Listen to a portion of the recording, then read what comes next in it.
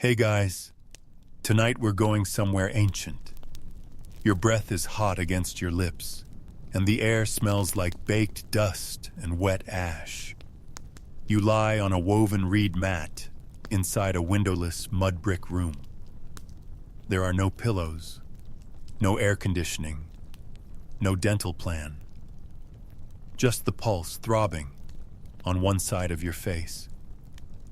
Your jaw feels like it's being slowly crushed from the inside by a tiny, invisible fist. And when you run your tongue across the back molars, something moves. There's no mirror here, no antiseptic rinse, no panicked Google search. Just fear, fever, and the slow, creeping horror that someone told you earlier today. That's not a toothache, it's a toothworm. Welcome to Mesopotamia, land of gods, rivers, beer, and some of the earliest recorded dental nightmares in human history. So before you get comfortable, take a moment to like the video and subscribe, but only if you genuinely enjoy what I do here. And hey, drop a comment with your location and local time. I love seeing where you're all falling asleep from. Now, dim the lights, maybe turn on a fan for that soft background hum, and let's ease into tonight's journey together. You sit upright, clutching your jaw. Somewhere outside, a goat bleats. A temple bell rings in the distance, deep and slow like something dragging across stone. Your cousin pokes his head through the curtain. He's got that look, wide eyes, worried, not for you, but for himself.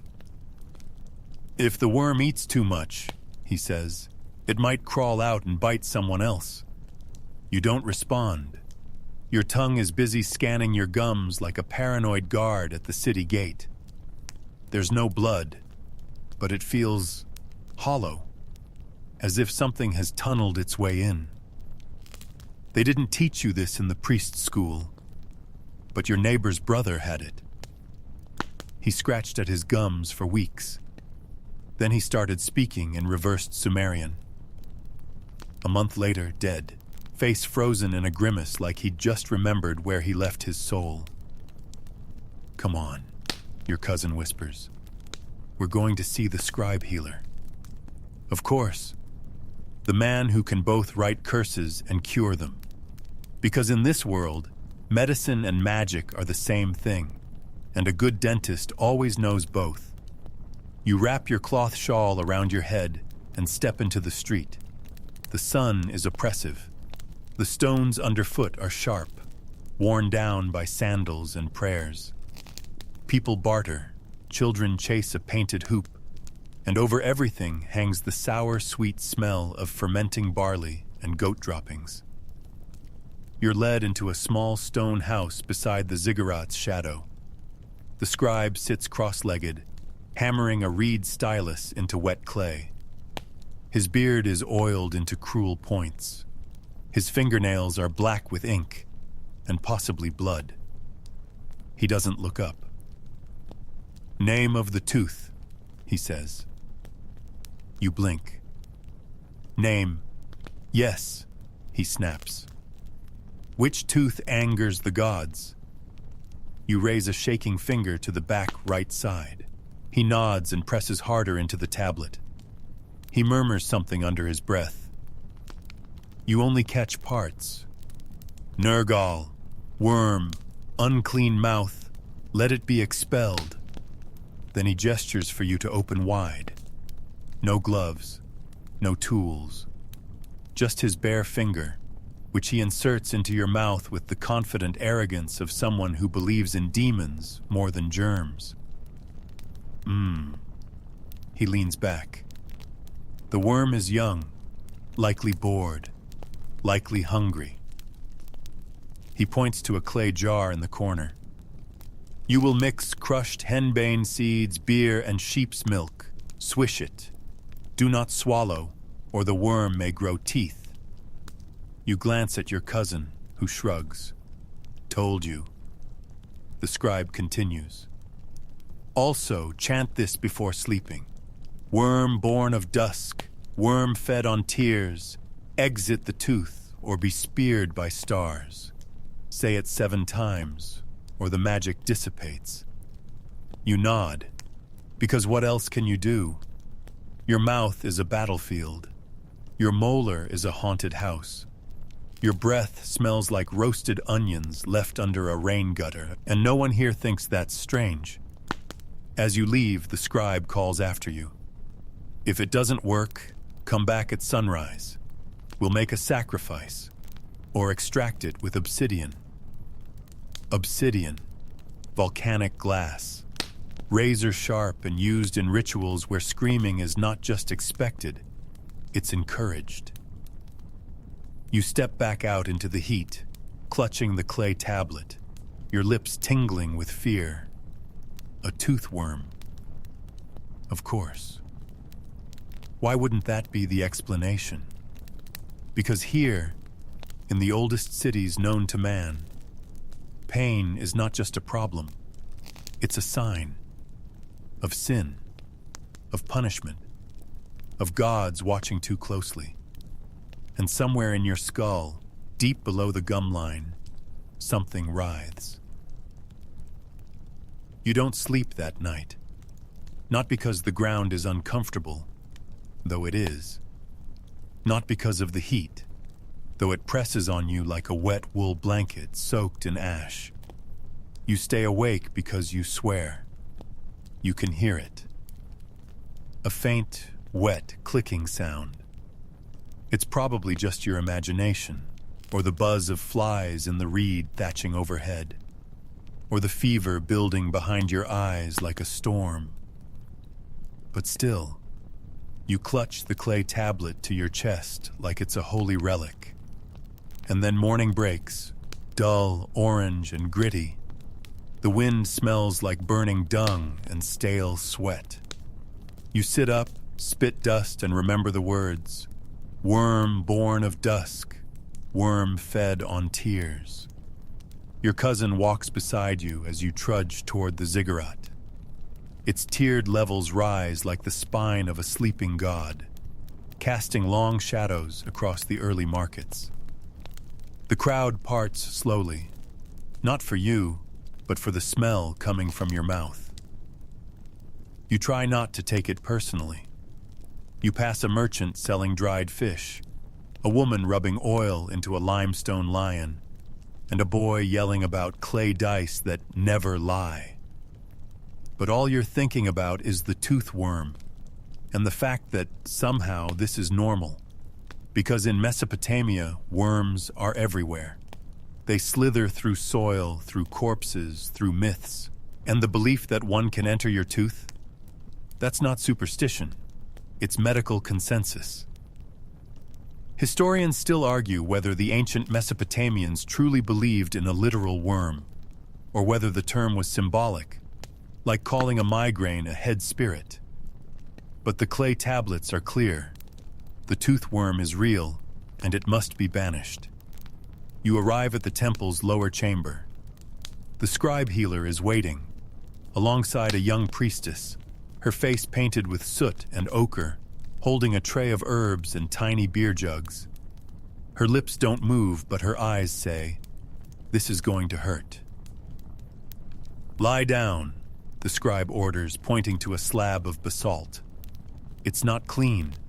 It's not even flat. There are dried reddish stains that may or may not be yours in an hour. You obey. What else can you do? You're in a time before anesthesia, before hygiene, before comfort. The priestess hands you the brew, a thick, frothy mess that smells like minty yeast and something burnt. You sip it, gag, and then sip again because she's watching, and you're trying to impress her for reasons you don't understand. As it slides down your throat, your tongue begins to tingle, then your lips, then your eyeballs. The henbane is kicking in. Henbane in modern terms is a powerful hallucinogen. In Mesopotamian terms, it's a doorway, one that opens the mouth and lets out the things that live inside. The scribe chants. The priestess fans smoke over your head. And in the middle of this strange, sweaty ritual, you realize you are not alone in your body. Your jaw tightens. You feel a jolt, like a spark, but internal. The scribe leans close and whispers, "It's waking up. Keep still." He holds a long bronze needle, not sharp enough to pierce, but perfect for prodding. He slides it into your mouth and taps the sore tooth. The pain shoots through your skull like a lightning bolt made of bees. "Did you feel that?" he asks. You nod. Then the worm felt it too. The priestess begins to hum, a low, guttural drone that vibrates in your bones. The scribe starts chanting again, this time pressing a fresh clay tablet against your chest. Words are etched onto it. A binding spell, in case the worm tries to flee to your heart. You close your eyes. You see lights, shapes. The outline of a worm, yes, but it's wearing your face. Then you black out. When you awaken, the brew has worn off. Your tongue is dry. The pain is still there, but duller, like a memory of a punch instead of the punch itself. The scribe hands you a small pouch of crushed seeds and a warning. Do not eat meat for 3 days. The worm likes blood.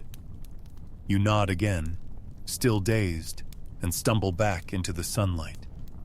You don't know if the worm is gone. You don't even know if it was ever real. But something has changed. You can feel it in the way the shadows move when you blink. In the way people give you more space. In the way the priestess winked at you before vanishing into the incense smoke. You survived your first Mesopotamian dental appointment. Barely. You wake up the next morning with the distinct feeling that your tooth is trying to negotiate with you. It doesn't hurt exactly, not like it did before. But there's this pulse, this quiet suggestion that something is still alive in there. Like a neighbor you thought had moved out. But then you hear them dragging furniture at 3 a.m. The pouch the scribe gave you is still tied to your belt.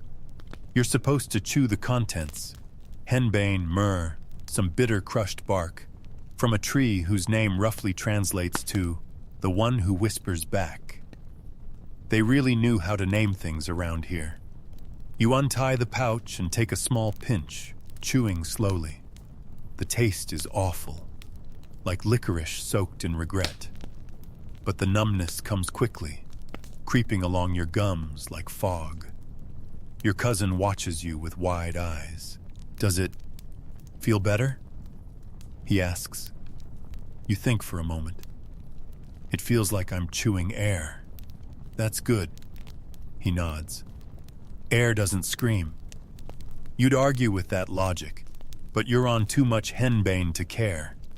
Later that day, the scribe sends a runner.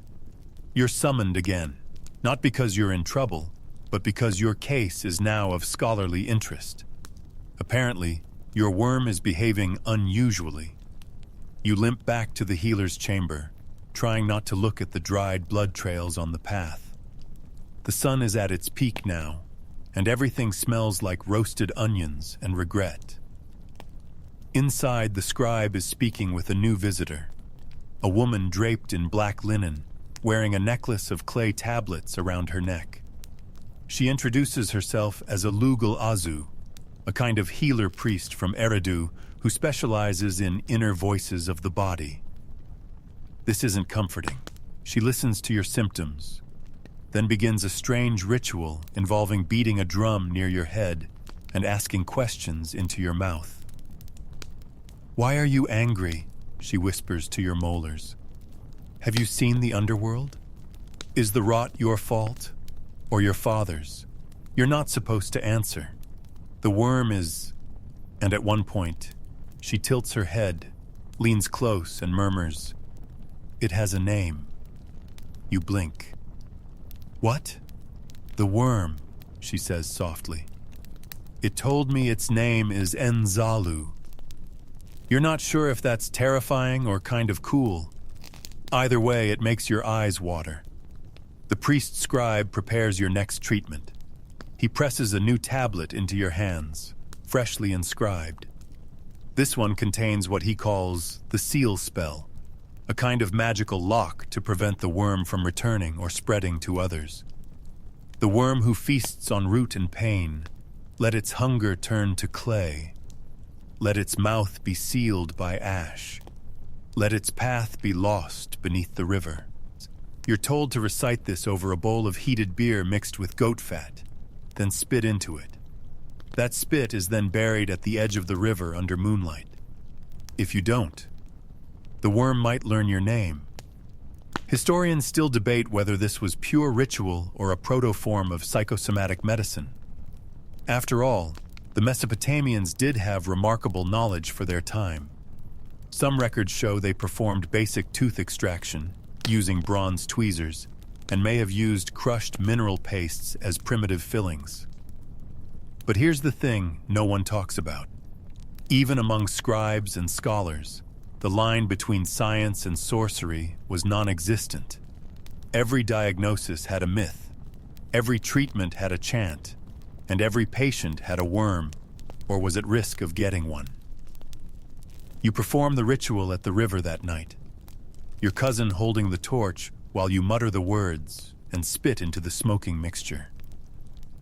The moon is a perfect white disk above you, like an open eye. When you bury the bowl, the soil hisses. Your cousin backs away. "Do you think it's gone?" he asks. You shrug. "I think it knows I'm serious now." "About what?" You look him in the eyes. "About flossing." As you return home, someone stops you in the alleyway. A woman with a twisted smile, yellowed teeth like carved ivory. She's one of the back alley oracles, the kind who trades herbs for secrets and spits omens into empty bowls. She looks at you with intense curiosity. "You're the worm mouth, yes?" You hesitate. "I guess." She grins wider. "They say you swallowed part of Namtar, the disease demon. That's why it itched so much. You want to laugh. You want to run. You do neither. Instead, you ask, 'Do you think it'll come back?' She leans in close, her breath like old garlic and smoke. "Oh yes, they always do, unless you feed them." "Feed them what?" She places a dried fig in your hand and walks away. You don't sleep that night either.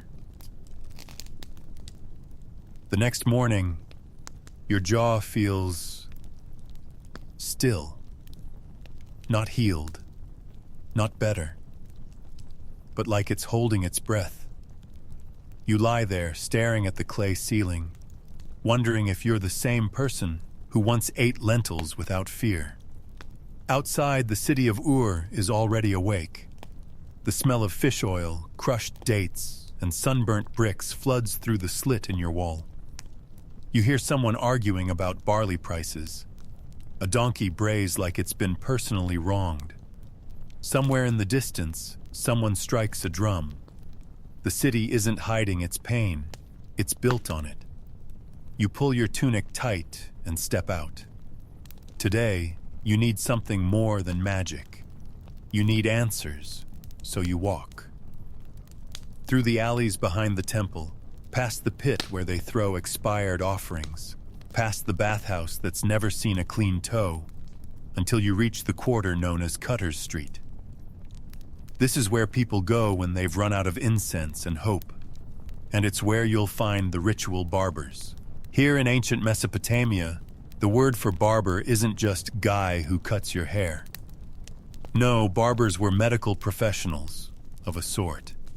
They lanced boils, treated infections, and yes, pulled teeth. The shop is open to the air.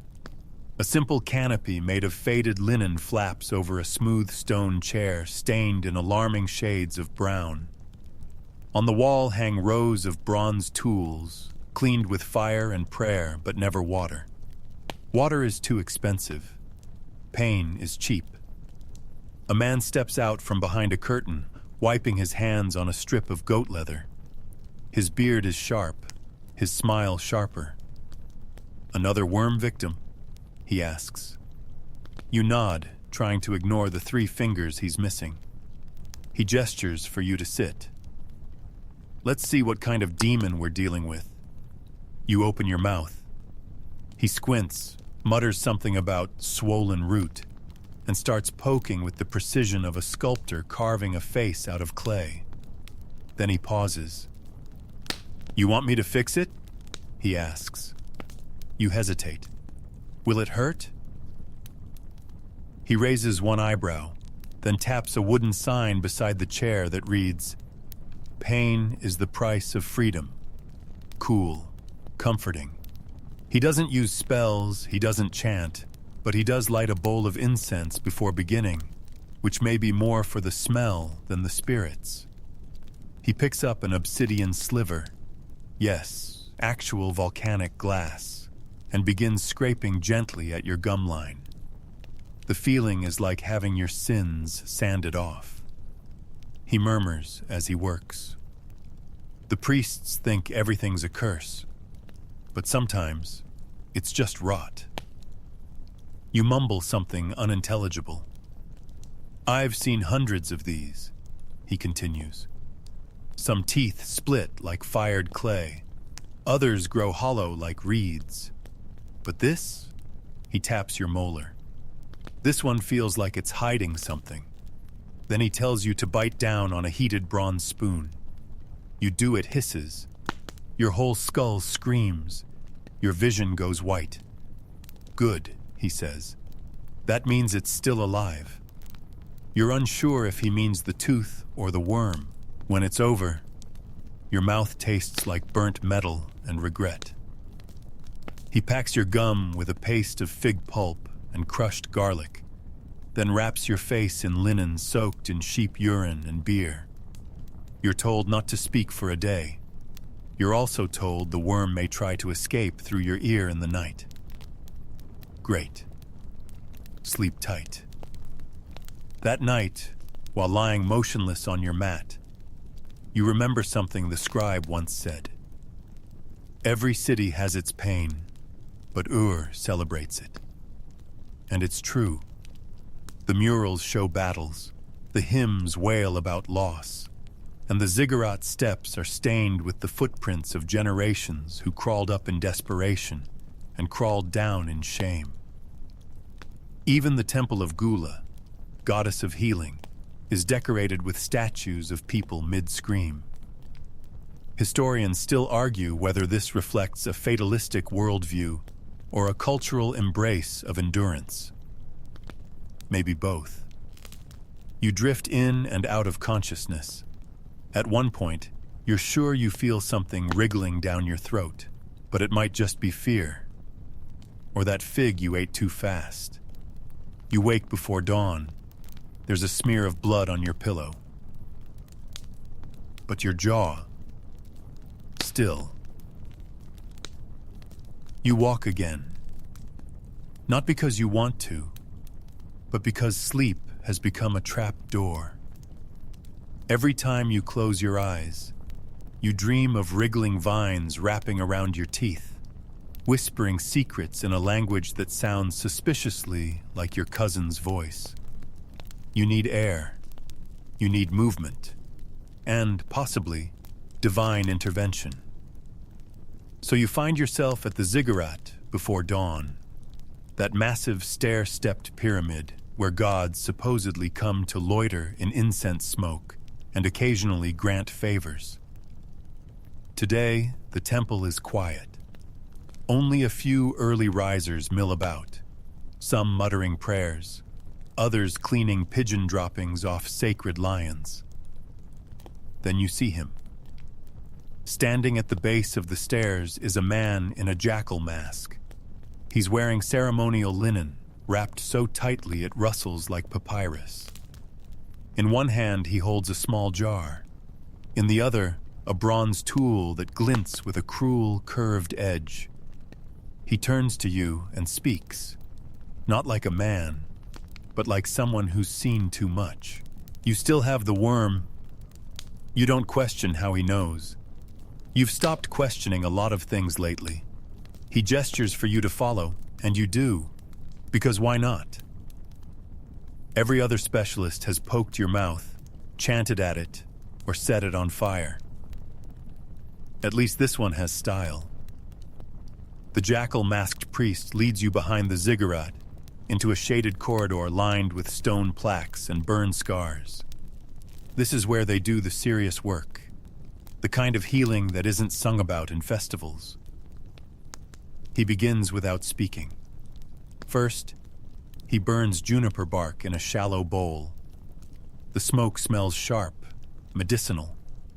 Then he pours oil over your head, castor oil maybe, and mutters in low Akkadian. You catch only fragments. Worm of bone, child of decay, leave the house of flesh. He opens the jar. Inside, a grayish paste, thick and chalky. He scoops a fingerful and presses it against your gum. You scream, just a little, like a polite screech. The paste is made from burnt sheep teeth, ground limestone, and something bitter that shouldn't be identified before breakfast. It bubbles against your skin like it's arguing with the pain. The priest presses the curved tool against the sore molar and waits. He whispers, "At sunrise, demons are weakest. Their grip softens. Their hunger fades." You don't know whether he's referring to literal demons or tooth pulp. At this point, the line has been erased, and then the priest begins to pull, not with force, with pressure, subtle, repeating. He presses, wiggles, waits, presses again, tilts your chin, breathes slowly like this is some spiritual massage instead of amateur surgery. You grip the armrest. You stare at the sky. A lone hawk flies overhead, completely uninterested in your suffering. And then, pop, it happens. Your mouth floods with warm liquid, somewhere between blood and disappointment. The priest leans back, examining the tool. There, stuck on the end, is something. You blink. It's not a tooth. It's not bone. It's soft, slippery, curling ever so slightly. He holds it up to the light. The shape is ambiguous but undeniably worm-like. Your stomach turns. "Is that it?" you whisper. He shrugs. "Maybe. Or maybe it's part of you. Helpful." Back in modern times, you'd expect someone to analyze that thing under a microscope. But here, the ritual is the proof. The pain is gone, so the treatment worked. Logic ends there.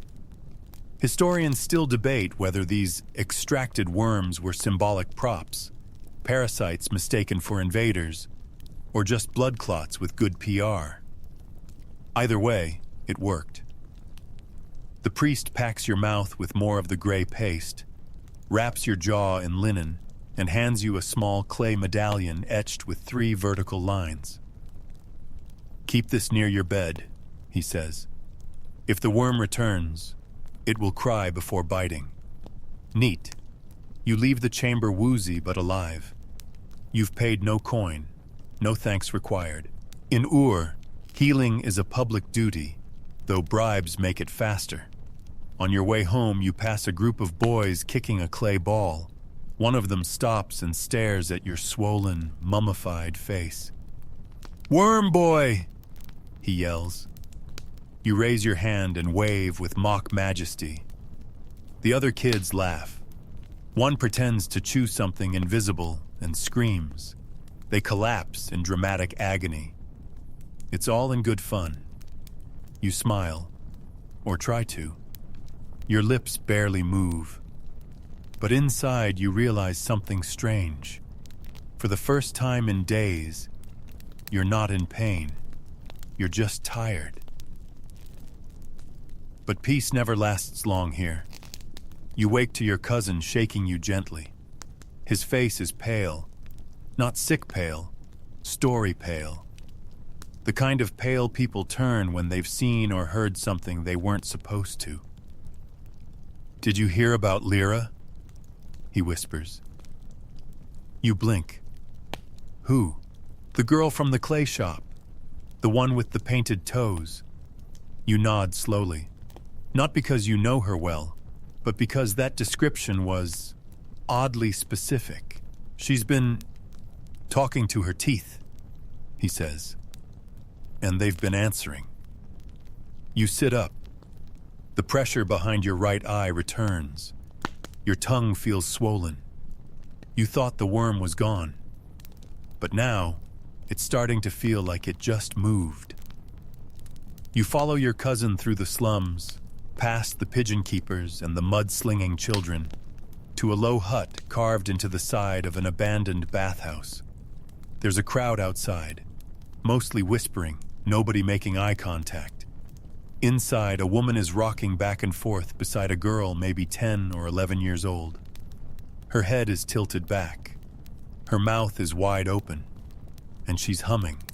Not a melody, not a lullaby, but a high, warbling tone that seems to vibrate your teeth just listening to it. The scribe healer is already there. He looks at you, then looks away. Whatever's happening here, he has no idea what to do about it. You step forward, cautiously. Lyra's eyes snap open. Milky, almost white. Her lips move without sound. Then her tongue darts forward, and she speaks. The worm feeds on sugar and fear. The worm sees you when you sleep. The worm remembers your dreams. You freeze, because that's your chant. The version the priest made you say into the beer bowl, word for word. Historians still argue whether Mesopotamian possessions were real spiritual beliefs or just misunderstood neurological disorders. Epilepsy, schizophrenia, or severe trauma. But standing here, watching a child's molars click together in rhythm, the clinical explanation doesn't help. Lyra stops humming. Her mouth clamps shut. Then she smiles. And in that moment, you see something squirm beneath her gum line. Just for a second.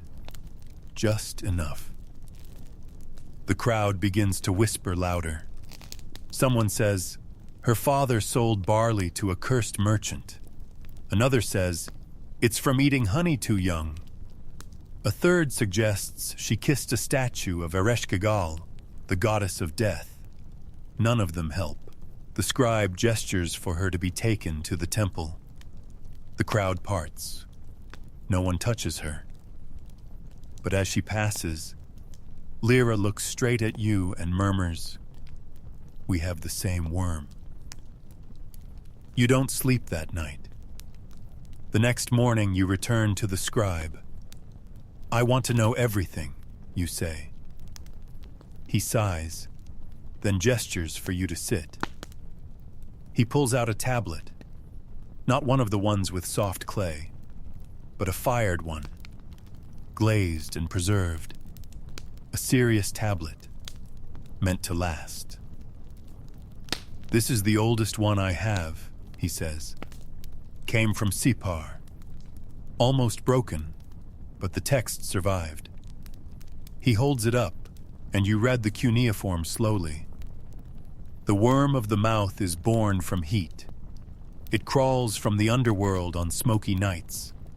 It lives in holes, drinks joy, and hates cold water." "Cold water?" you ask. The scribe nods. "One of the few actual treatments we still use." That's right. One ancient tablet, likely from around 1800 BC, actually prescribes rinsing the mouth with beer and cold water to expel the worm, which is shockingly modern. But then again, it also recommends pressing burning garlic paste into the tooth. So, swings and roundabouts. You leave the scribe's house with a copy of the incantation and a new sense of unease. Because for all the wild herbs and chants and finger-pointing, no one really knows what the worm is. A metaphor? A spirit? A literal parasite? Maybe all of them. Maybe something worse. That night, you have a dream.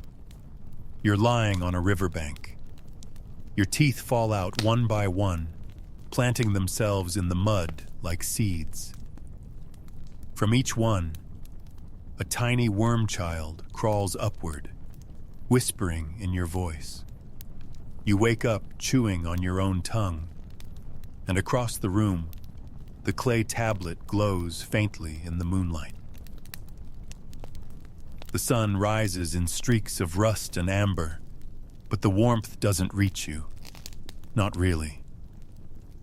You sit near the edge of the canal, where fish bones and broken pottery gather like confessions. Your jaw isn't in pain anymore, but you've realized pain was never the problem. The problem is that this city doesn't want you to heal. Ur wants to keep the worm fed, so you do something unwise. You visit the back alley oracle. The alley is 3 turns past the butcher's market, and 1 step before the street no one admits exists. There's no door, just a blanket hung from the ceiling, damp with mildew and ash. You duck inside. It's dark, smoky. The air smells like burnt rosemary and old secrets. A man crouches behind a curtain of bones. Real bones. Rib bones, bird bones, teeth. Human teeth. You try not to look too closely. "Looking for a cure?" he rasps. You don't answer. Not yet. He tosses a handful of charred barley seeds into a bowl and watches how they fall. You swallowed something. Not food, not sin. Something older. You clench your fists. "I killed the worm. They pulled it out." He grins, revealing a mouthful of polished shells where teeth should be. "No," he whispers. "You fed it." He offers you a choice. 2 bowls. One of crushed lapis, the stone of kings, bitter and sacred. The other of toasted camel dung, dry and crumbly like a curse. "You must chew one," he says, "to know the truth." You hesitate. This is stupid, insane. But so is everything that's happened since the day your tooth started pulsing. So you pick the dung. Because frankly, you're done playing royal. It's crunchy. Immediately your vision blurs. The room bends sideways. You smell your mother's cooking. You hear bees humming in your spine. The oracle is suddenly much closer. His face has no eyes. "You kissed a statue once," he hisses. "When you were little, you remember?" You do a tiny clay idol half buried in the mud. Laughing face, big teeth. You thought it was funny. "It wasn't laughing," he says. "It was feeding." You stumble out of the oracle's hut hours later, or maybe minutes. Time doesn't behave anymore. Your cousin finds you. He's holding a wet cloth and a look of regret. "You smell like madness," he says. "Thanks," you rasp. He helps you wash off. You tell him about the oracle, about the statue, about the dung bowl. He listens, then does what all good cousins do. He tells you something even worse. "I heard about a boy in Kish. Said the worm left him. But now it talks to people through his spit." You blink. Like actual words. He nods. Says the spit rolls into letters. On walls, on food. Once on a chicken. Do the words make sense? Sometimes. You exhale. Sometimes is worse. That evening, you decide to write. Not because you want to become a scribe, but because you need to see your own thoughts outside your body. You borrow a wet clay tablet and a reed stylus.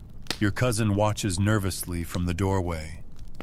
You press the stylus into the soft surface, forming the first symbol, the sign for mouth. Then pain.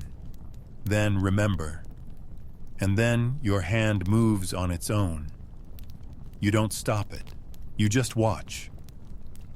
The characters form quickly. Strange syntax, odd word choices. At one point you write the word teeth 11 times in a row. When you finish, the tablet reads, "The worm is not the sickness. The worm is the historian." You drop the stylus. Your cousin picks up the tablet and reads it. Slowly, out loud.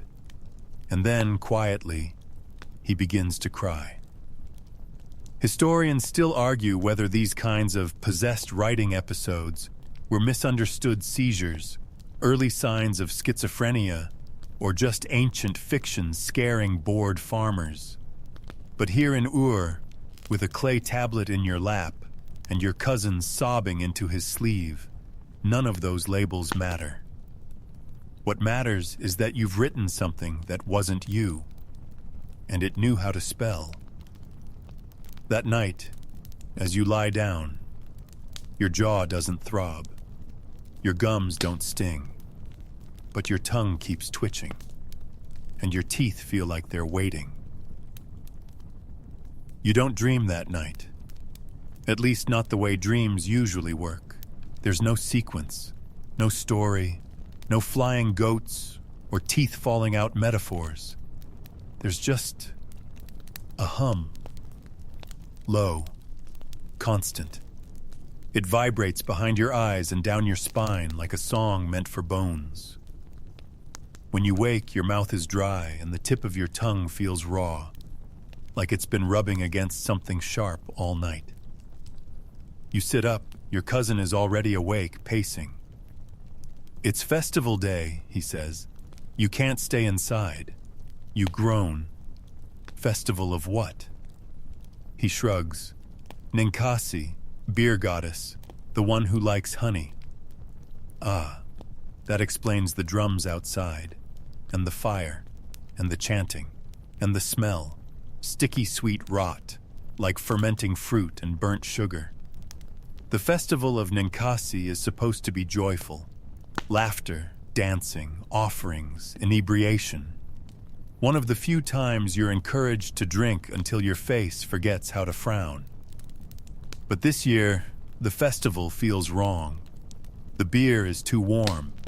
The honey smeared on clay figurines smells spoiled. And the music, it sounds offbeat, like a child banging on pots instead of proper drums. You pass through the crowd in a daze.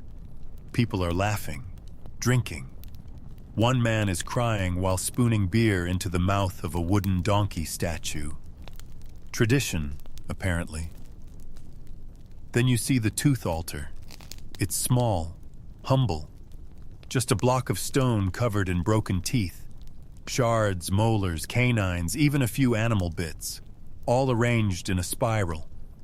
Beside it stands a priestess in ceremonial red robes, holding a bowl of honey in one hand and a long wooden stick in the other. You watch as a man steps forward, opens his mouth wide, and allows the priestess to smear honey directly onto his cracked incisor. He doesn't wince. He laughs. Then he collapses. People gasp, but no one rushes to help. This is part of the ritual. The priestess mutters a blessing, then dips her stick back into the honey. Another volunteer steps up. You feel your jaw ache, not from the worm, but from tension. Like your body knows this is a bad idea, but your curiosity is stronger than your survival instinct. You approach the altar. The priestess turns to you, eyes unreadable. Have you fed your pain? She asks. You blink. I've tasted enough. She leans close, whispering so only you can hear. Some pains grow lonely. They hunger for ceremony. You back away slowly, suddenly aware that the people near the altar have that same glazed look Lyra had, like they've been chewing something that isn't food.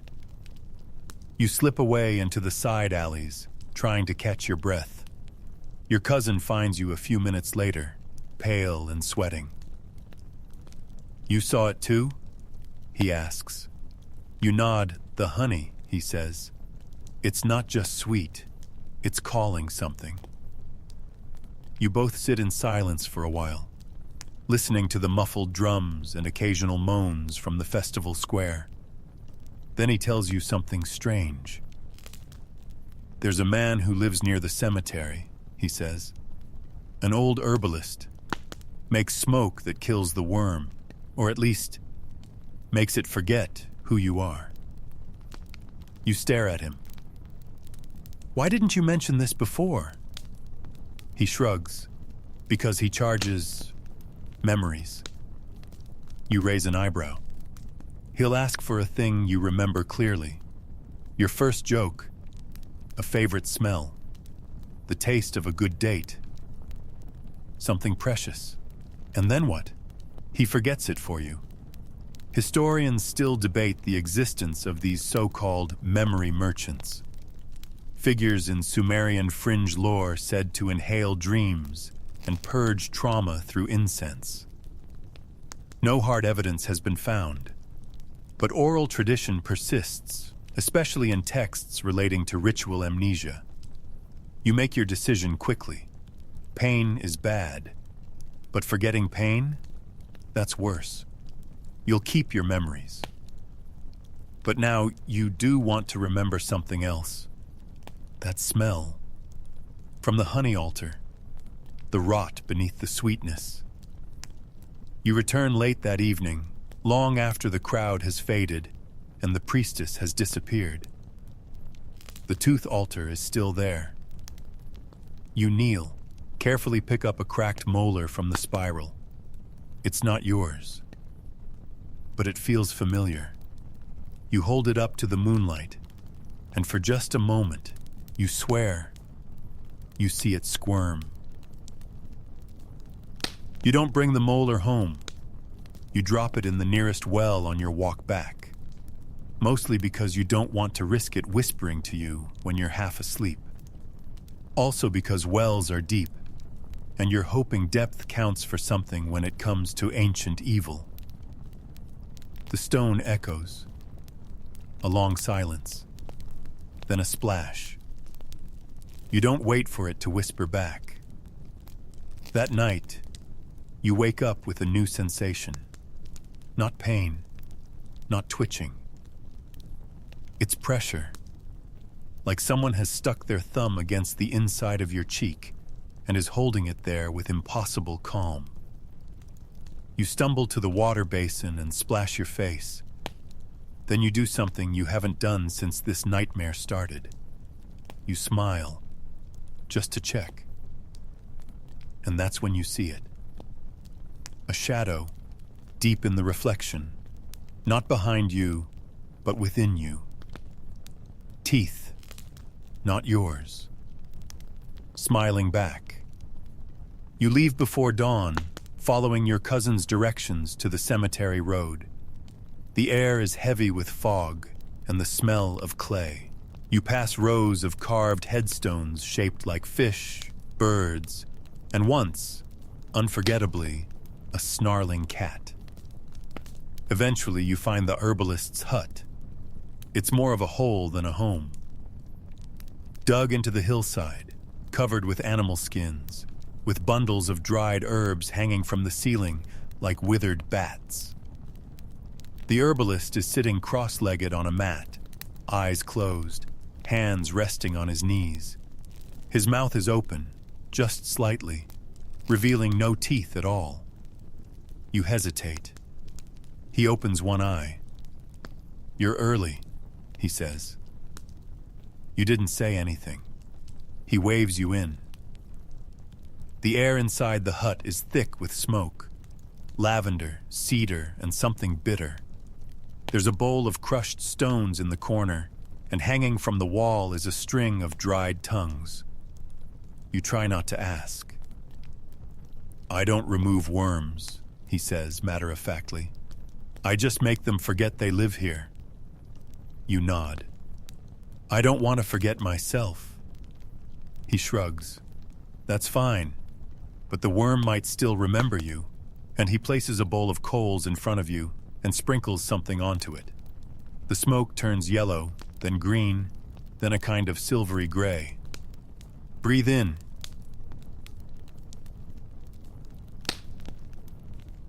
You do, and suddenly, you're somewhere else. You're standing on a road made of teeth. Molars, canines, bicuspids, all arranged like cobblestones. On either side, there are statues of open mouths. Not faces, just mouths. Gaping, grinning, silent. The sky is a flat beige, the color of wet clay. Ahead, there's a house. It's shaped like your head, and it's calling you inside. The herbalist's voice cuts through the fog. "You're in the worm's memory now. Stay still." You obey. Inside the memory house, the rooms are familiar but wrong. Your mother's kitchen smells like garlic and wet stone. The floor is soft, almost spongy. There's a fire pit in the center. It's filled with teeth. At the far end of the room, something moves. It looks like you, but older. Tired. He holds a clay tablet with your name etched across it. He says nothing, just drops it into the fire, and smiles. You wake up gasping, mouth full of soot. The herbalist hands you a bowl of water. "It's done." "What did I see?" He shrugs. "That's your business. The worm won't remember it now, not unless you feed it more memories." You sit in silence, then ask, "What was the fire made of?" He smiles. "Don't ask that. Go home. Eat something bitter." Historians still don't agree on what these smoke rituals actually were. Some say they were just psychedelic trips. Others believe they were symbolic exorcisms, using altered states to reframe trauma. But others? Others believe they were conversations between body and parasite. And in this moment, you're not sure which theory is worse. On your way back, you pass the market. A boy is chewing something and laughing. You glance over and see his teeth. Perfect. Too perfect. He sees you staring. He tilts his head, then slowly opens his mouth. Inside is a second set of teeth. Tiny, nestled in the back like nesting dolls. You don't say anything. You just keep walking, because you're starting to realize the worm is not rare. It's patient. By now, you've accepted a few facts. 1. Your toothache is no longer just your problem. 2. The city of Ur may have more teeth than people. And 3. The worm, whatever it is, was never meant to be removed. It's mid-morning, and the air outside smells like wet bricks and overripe figs. You've slept badly, but you're awake, and that counts for something. Your cousin finds you by the canal, skipping stones. He sits down without a word and stares out over the water. Then, very quietly, he says, "Did you ever hear about the king's tooth?" You blink. The king? He nods. Long time ago, not this king, one before. He had a molar so bad they thought it was cursed. Brought in priests from Akkad. Even a guy from Elam who said he could talk to teeth. You raise an eyebrow. What happened? Your cousin leans in. They say it nearly started a war. It goes like this. The king's pain was so intense that he canceled rituals, stopped meetings, and once threw a sacred scroll into the fire because the ink smelled smug. Nothing helped. No spell, no brew, no smoke. Until a servant, a toothless, half-blind, wine-stained servant, offered to help. Not with magic, not with tools, with a story. He whispered into the king's ear for a full hour. When it was over, the king stood up, pulled the tooth out with his bare hands, and declared a national holiday. The servant was promoted, then exiled, then erased, because the story he told, no one remembers it, or they refuse to. You chew on that story all day, not literally. You're done chewing, but it sticks with you like soft bread in a cracked molar. A story that cured pain, that ripped out a curse. You think back to the writing you did in your half-trance, the symbols that weren't yours, the sentence that made your cousin cry. What if the worm isn't just a parasite? What if it's a scribe? What if it remembers things you've tried to forget? That evening, you visit the house of the potter's widow, an old woman with a back like a question mark and a tongue sharp enough to cut reeds. She's known for her memory games, reciting old spells, mixing proverbs with gossip until you're not sure which is which. You sit with her as she prepares date cakes. She talks. You listen. And somewhere between stories about her fourth husband and a goat that cursed her bread, she says this: pain leaves, memory stays, unless you hide it in bone. You look at her, well, what did you say? She shrugs. Something my mother used to say, or maybe her mother. You ask her if she's ever had tooth pain. She laughs, flashing a gum line smoother than clay. Had them all pulled when I turned 30. Best decision I ever made. You nod slowly. Then she says, of course, sometimes I still hear them. You leave with more questions than answers. The streets of Ur are quiet, too quiet. You realize something else. No dogs barking, no children laughing, no market arguments, no music. It's like the city is holding its breath. At home, your cousin is waiting. Something's wrong, he says. They've closed the ziggurat. You frown. Why? He shrugs. People say the walls were whispering. You don't laugh, because you believe it. You remember that dream, the hallway made of teeth, the fire pit, the other version of you. And that's when you realize you didn't imagine it. You remembered it. Historians still argue whether teeth as memory vessels was a literal belief or symbolic, meant to represent aging, decay, the things we carry inside. But clay tablets from Lagash mention spells to seal grief within the molars and store anger in the jawbone, which means this idea isn't yours. It's ancient, passed down, baked into the bricks. And if that's true, maybe your worm isn't a worm. Maybe it's a vault. Maybe pulling it out wasn't exorcism. Maybe it was breaking the seal. The ziggurat stays closed the next morning. No incense. No bells. No priests sweeping the steps. Just sealed doors and a red clay symbol painted across the threshold. It's the mark for mouth, but not the usual one. This version is twisted, bent sideways, bitten almost. It means silence, but also warning. Your cousin says he heard someone coughing inside last night. Says it sounded like words made of phlegm. You believe him. You spend the day wandering, not talking, listening, watching. And the thing you notice most is that people aren't smiling anymore.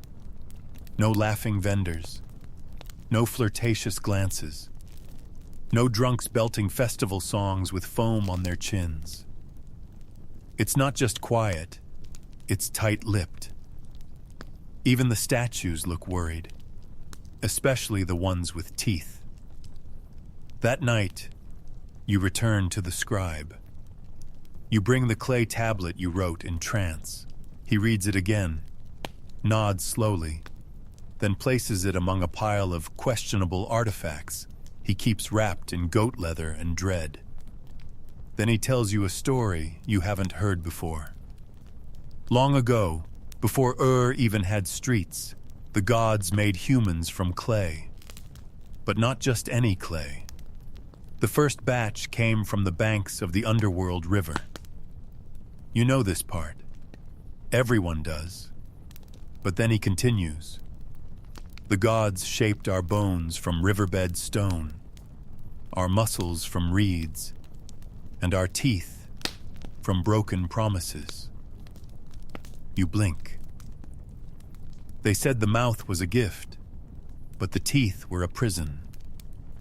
Each one holding a word never spoken, a truth someone refused to say. So we carry them, every day, grinding our food, biting our tongues. He looks you in the eyes. That's why they rot, because secrets don't want to be kept. You sit with that, and then slowly, you open your mouth. The scribe stares. You ask, "What do you see?" He squints, leans close, gasps, then grabs a mirror. He holds it up, and you see it too.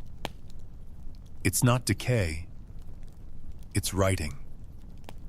On the back of your molars, tiny cuneiform script, etched like scratches.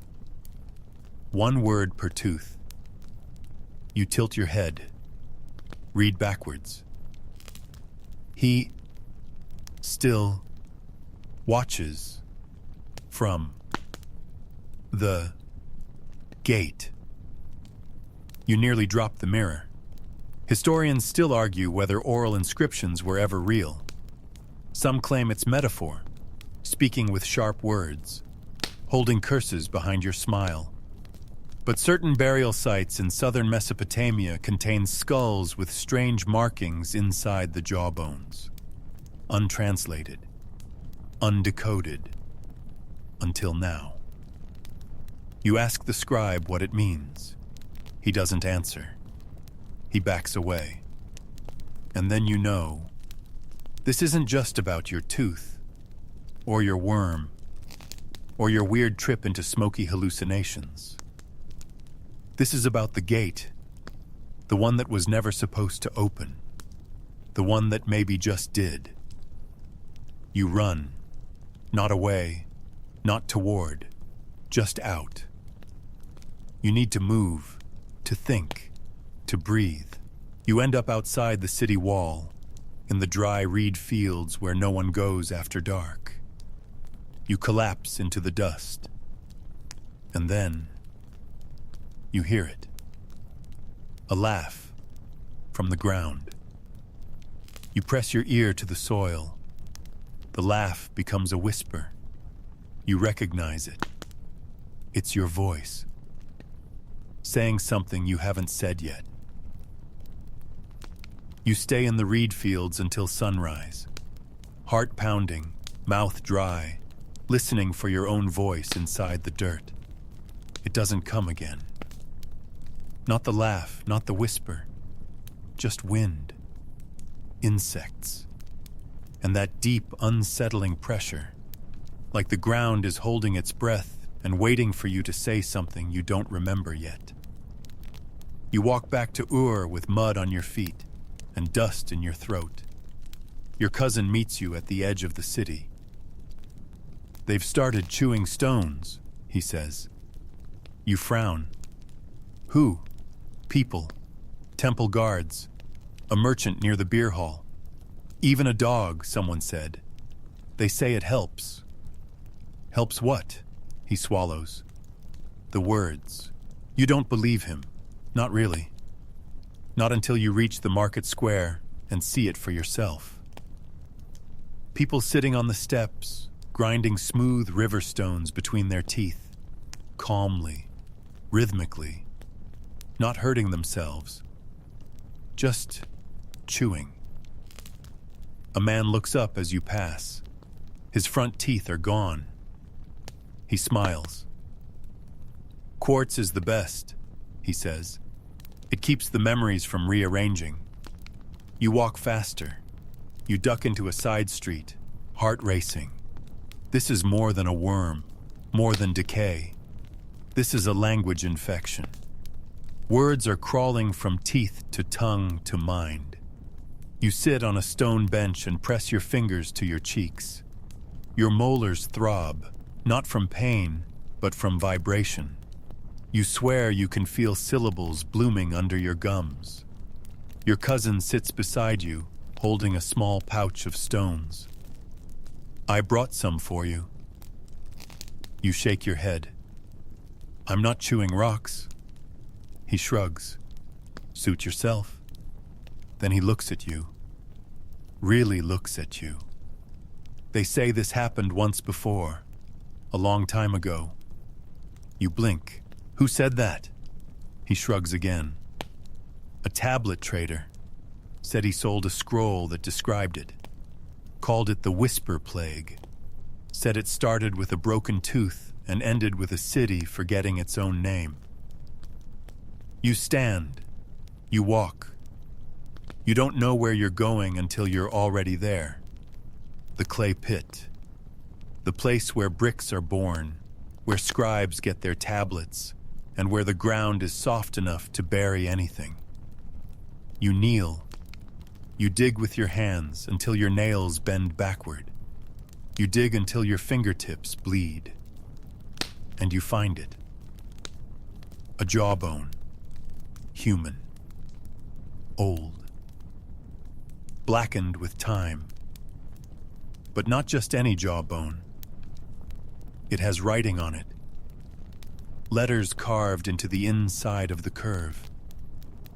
Tiny. Perfect. You trace them. They spell, "Remember me." Historians still argue whether this kind of inscription was ritual, funerary, or pathological. But the style is real, found in at least 3 known Mesopotamian sites. What's not known is why. Why write inside the mouth? Why hide language in bone? You carry the jawbone home wrapped in your tunic. You don't tell your cousin. You don't tell the scribe. You just place it beside your mat and stare at it. That night, you do not sleep. Instead, you whisper to it. And the jawbone? It whispers back. It tells you a story. Not in words, in pressure. Your teeth ache as it speaks. You close your eyes, and in the darkness behind your lids, you see people digging. Not for clay, for teeth. They're planting them, rows of them, each one labeled with a name and a secret. You walk among them, a gardener of enamel. The jawbone beside you pulses. You open your eyes, and you know what you have to do. You start writing again, this time on your own teeth. You carve the first symbol just after sunrise. It's not deep, not enough to hurt, but it's real. A single line, shaped like the Sumerian sign for truth. You drag a sliver of copper across the edge of your upper canine and taste metal for the rest of the day. Your cousin doesn't notice at first. He's busy folding a wet cloth and muttering about people whispering to puddles. But later, he squints at you during breakfast and says, "Did your smile change?" You shrug. I upgraded. By midday, you've added 3 more symbols. You don't know where they're coming from. They just feel right. One behind your left molar, one between the 2 front teeth, where the floss never quite reaches, and one pressed delicately against your tongue in a place no mirror can help with. They don't hurt. They buzz, like quiet thunder inside your jaw. You return to the scribe, not for help, for validation. He doesn't even speak, just gestures you inside. He has a new tablet open, one you haven't seen before. On it, a diagram of a mouth, not human. Wider, sharper, etched with dozens of tiny characters along the inner cheeks and roof. He taps it. This is the old mouth, he says. From before we spoke like men. You frown. Before language? He shakes his head. Before controlled language. When the mouth wasn't a tool, but a gate. He shows you a second tablet, smaller, older. The clay is cracked and dark as dried blood. It simply reads, "When the mouths align, the city will forget how to be silent." You stare at him. He stares back. You ask, "Do you think I'm becoming one of those mouths?" He nods, then says, "Good." Historians still debate what the old mouth actually was. Some think it refers to a lost dialect. Others say it was a cult. A few believe it was literal, a biological mutation, or an ancestral memory stored in our skulls like a dormant infection. You're beginning to suspect it was all of those things, and maybe still is. You walk home slowly, teeth clicking together in new patterns, tasting the shapes of words that don't exist yet. Your cousin greets you at the door. "You were gone long," he says. "I had to tune myself," you reply. He blinks, but doesn't question it. Instead, he hands you something. A small obsidian mirror, black and perfect. "Found it in the market," he says. "Figured you'd need it." You thank him, then stare into it. For the first time, you see your teeth moving when your mouth is still. That night, you light a candle. You sit cross-legged on your mat. And you speak, not aloud, but inside. You ask the worm a question. It answers, "We are not alone in you." You ask what it means. You are a chorus. You ask how many voices. That depends. How many teeth do you still have? You laugh, then cough, because you feel one loosen, not fall out, just shift, as if making room for something. You press your tongue against it, and the tooth bites back. The next morning, the city of Ur is different. Not louder, not quieter, just watching you. Vendors pause their haggling when you pass. Children stop mid-game and stare at your mouth. Even the temple goats step aside like you're a walking shrine. Your cousin walks 3 steps behind you now. Out of respect, maybe. Or fear. You're not sure which. At the scribe's house, the door is open, which is wrong. He never leaves it open. Inside, the air smells like burnt honey and old ink. And blood. He's not there. But his tools are. His tablets. His records. And something new. A tooth. Placed dead center on his writing mat. You pick it up. It's warm. It's humming. On the root is etched a single word. Yours. You go home. You sit on your mat. You stare at the tooth for a long time, and then you place it inside your mouth. Not because you want to, because your mouth makes room for it. There's no pain, just a pop, like a puzzle piece clicking into place. You bite down once, twice. Then the world tilts. Suddenly, you're underground.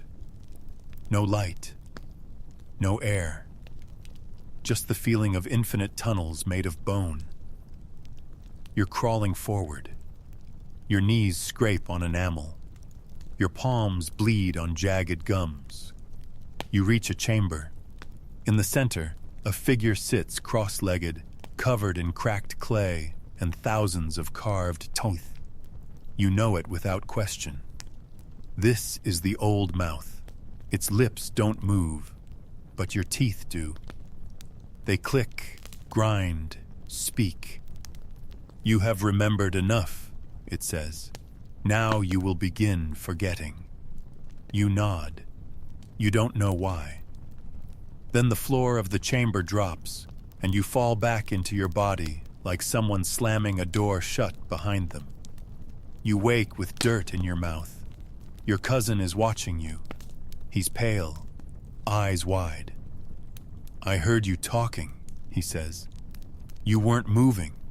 You wipe your mouth, spit out something small and hard. A second tooth. Not yours. You stare at it. It has 3 letters on it. Not yet. That evening, you walk through the city one last time. Not as a patient, not as a victim, as a carrier. People avoid your gaze, except the children. They smile at you. Too wide, too many teeth. You smile back, and you know it's time. You return to the clay pit. You sit where you once dug for bones, and this time, you plant something. A tooth, etched, prepared, wrapped in linen soaked with honey and ash. You place it in the dirt. Then you speak the last phrase the worm gave you. Grow your own mouth. Historians still argue whether these stories were metaphors, symbolic accounts of trauma, oral disease, ancestral memory. But they forget something crucial. The teeth remain. They outlast us. They carry what we won't.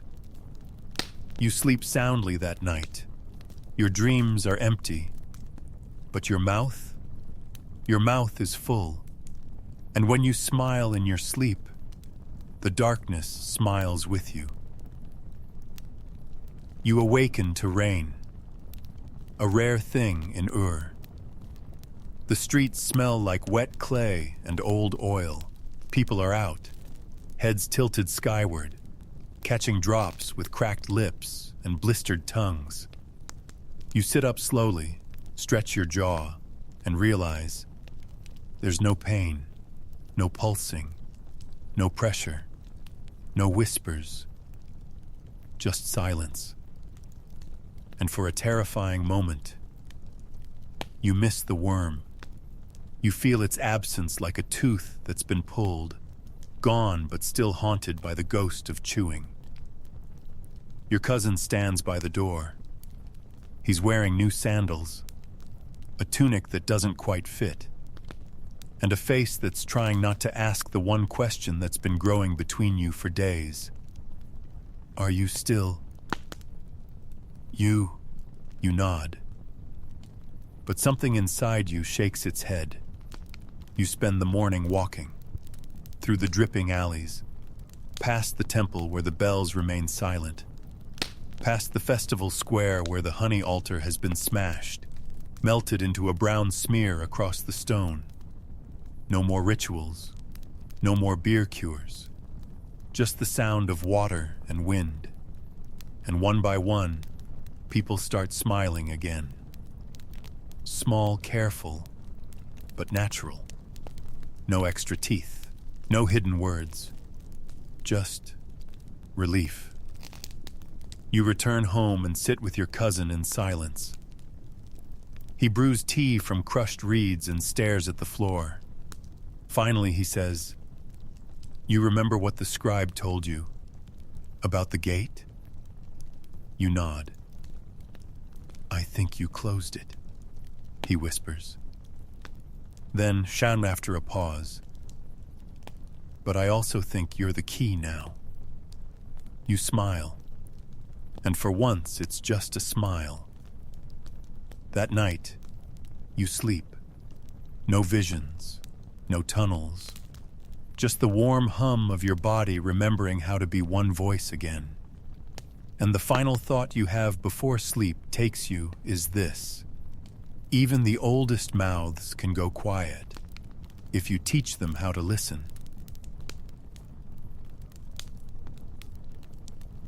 Now, let your breath slow. Feel your jaw unclench.